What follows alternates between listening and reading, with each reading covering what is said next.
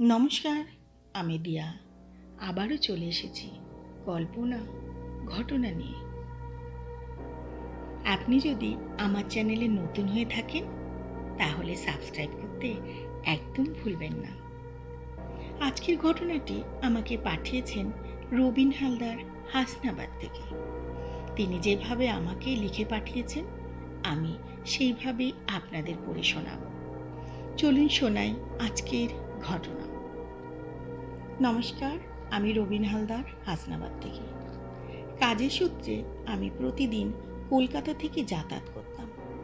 রাত 10:15 last train ধরে শিয়ালদা থেকে বাড়ি ফিরতাম। বাবা মা প্রায়ই বলতো, তোর অফিসের ওখানে কোনো মেসে থাক, শুক্রবার করে রাতে বাড়ি ফিরে আসবি আর সোমবার বাড়ি থেকে অফিসে চলে যাবি। কিন্তু আমি বলতাম, তোমাদের সাথে থাকলে আমার শান্তি হয়। কাজের শেষে বাড়ি ফিরে আসার আনন্দই আলাদা। আমার বাড়ি থেকে স্টেশন পায়ে হেঁটে আধ ঘন্টা লাগে, কিন্তু অফিস থেকে ফেরার সময় এত রাত হয়ে যেত গাড়ি ঘোড়া পাওয়া যেত না। রোজকারের মতো একদিন আমি ট্রেনে করে ফিরছি বাড়িতে। ট্রেনের মধ্যে গুটি কয়েক প্যাসেঞ্জার, আর শীতের সময় ছিল, তার উপর লাস্ট ট্রেন। আমি জানলায় কিছুক্ষণ মাথা ঠেকিয়ে চোখ বন্ধ করে রেখেছিলাম। একটা স্টেশনে ট্রেনটা দাঁড়াতেই একজন প্যাসেঞ্জার নামে। আমি মনে মনে ভাবছিলাম আর কিছুক্ষণ বাকি আমার নামতে। হঠাৎ আমার চোখে পড়ল একটা মেয়ে চাদর মুড়ি দিয়ে ট্রেনের কামরায় এক পাশে বসে আছে।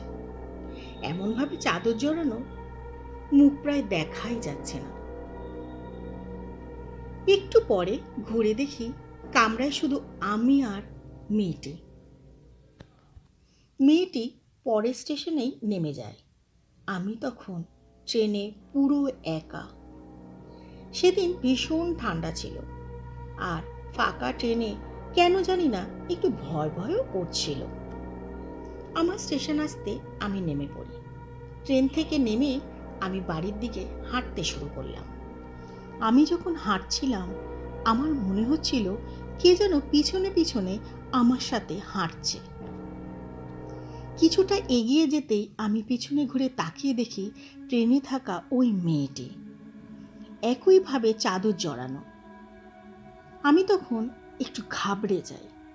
আমি তাড়াতাড়ি পকেট থেকে সিগারেট বের করে জ্বালাই। জ্বালিয়ে এক টান দিতে দিতে আমি চারপাশে তাকিয়ে দেখি মেয়েটা কোথাও নেই। আমি ভাবছিলাম যে মেয়েটি এখানে আসার জন্য আগে স্টেশনে নামলো কেন। তাহলে হয়তো আমি একা ছিলাম বলে পাশের লেডিস কামরায় চলে গেছে। আমি খুব জোরে জোরে হেঁটে বাড়ি চলে আসি। পরের দিন ছিল শনিবার। শনি রবিবার আমি মা বাবার সাথে সময় কাটাতাম, ভালো মন্দ খাওয়া দাওয়া করতাম, আর পাড়ার বন্ধুদের সাথে জমিয়ে আড্ডা দিতাম। এইভাবেই চলতে থাকে সব। একদিন অফিস থেকে ফেরার সময় ঝিরিঝিরি বৃষ্টি পড়ছিল, এইদিকে ভীষণ ঠান্ডা। সেদিন লোক ট্রেনে নেই বললেই চলে। সেদিন আবারও ওই ট্রেনে দেখা মেয়েটিকে দেখি আমার কামরায় একইভাবে একই পোশাক পরে চাদর মুড়ি দিয়ে ট্রেনের কামরায় এক কোণে বসে আছে, ঠিক যেমন আগের দিন বসেছিল। আমার কেমন যেন একটা অস্বস্তি হচ্ছিল। আমি একটু ভয় পাই। তাড়াতাড়ি করে পরের স্টেশনে নেমে পরের কামরায় উঠে পড়ি। আমার স্টেশনে যথাক্রমে আমি নেমে বাড়ির দিকে হাঁটা শুরু করি। তখন বৃষ্টি পড়ছিল, তাই ছাতা টাঙিয়ে আমি হাঁটছিলাম। হঠাৎ লক্ষ্য করলাম পেছন থেকে একটা ভ্যান আসছে। আমি তাকে হাত দেখাই। সে আমার পাশ দিয়ে চলে গিয়ে একটু দূরে গিয়ে দাঁড়ায়। আমি চিনতে পারি যে সে বারিন কাকা।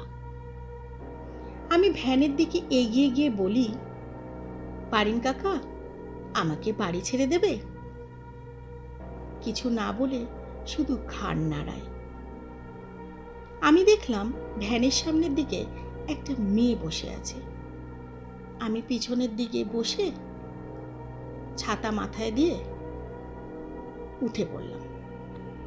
আমার বাড়ির সামনের মোড়ে বারিন কাকা আমায় নামিয়ে দেয়।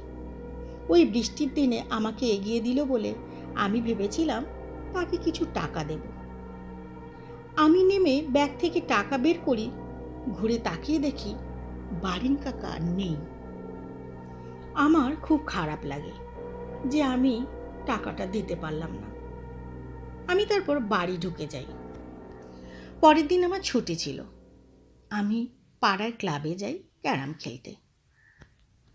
খেলতে খেলতে আমি আমার বন্ধুকে বলি, বারিন কাকার সঙ্গে তোর দেখা হয়? আমি কাল বারিন কাকার ভ্যানে বাড়ি ফিরি। প্রচণ্ড বৃষ্টি পড়ছিল, তাই বাড়ি পৌঁছে দেওয়ার আমার খুব সুবিধা হয়। কিন্তু আমি টাকা বার করতে করতে দেখি বারিন কাকা নেই। এগিয়ে গিয়ে এদিক ওদিক দেখি, কোথাও দেখতে পাইনি। তুই কাকাকে দেখতে পেলে টাকাটা দিয়ে দিস, আমার সাথে আবার কবে দেখা হবে বা না হবে।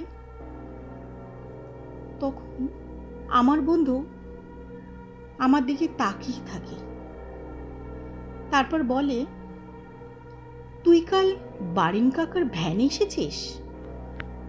দাঁড়া, তোকে আমি একটা জিনিস দেখাই।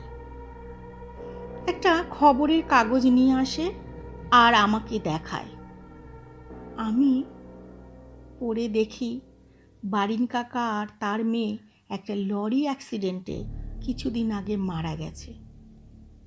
আমি ভালোভাবে তাকিয়ে দেখি ছবিতে মেয়েটির পোশাক আর ট্রেনে যেই মেয়েটিকে দেখেছিলাম তার পুরো মিলে যাচ্ছে। আমি তখন আমার সাথে যা ঘটেছে তা সব খুলে বলি। আমার বন্ধু তখন জানায়, বারিন কাকা আমাদের আগের স্টেশনের ওইদিকে একটা গোডাউনে কাজ করত। তার মেয়ে সদ্য কলকাতায় একটা চাকরি পেয়েছিল, তাই ফেরার সময় বারিন কাকা তার মেয়েকে নিয়ে বাড়ি ফিরত। যেহেতু কাকা ওই দিকে কাজ করত, তাই তার মেয়ে মাঝে মাঝে ওই স্টেশনে নামত। আমার বন্ধু আরও জানায় যে তখন অনেকেই নাকি অ্যাক্সিডেন্টের পর থেকে বারিন কাকা আর তার মেয়েকে ভ্যানে যেতে দেখে। সবাই তাই রাত হলেই ওই রাস্তাটা এড়িয়ে চলে। আমি তখন তাকে বলি, খবরের কাগজটা না দেখলে হয়তো আমি বিশ্বাস করতাম না। আমি এই ঘটনার পর থেকে অফিসে কথা বলে তাড়াতাড়ি ছুটি দেওয়ার আবেদন করি। আমি আর লাস্ট ট্রেনে তারপর থেকে ফিরি না।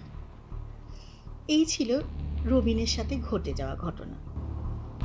আপনাদের যদি ঘটনাটি ভালো লেগে থাকে তাহলে লাইক, শেয়ার, সাবস্ক্রাইব করে আমার পাশে থাকুন। নমস্কার।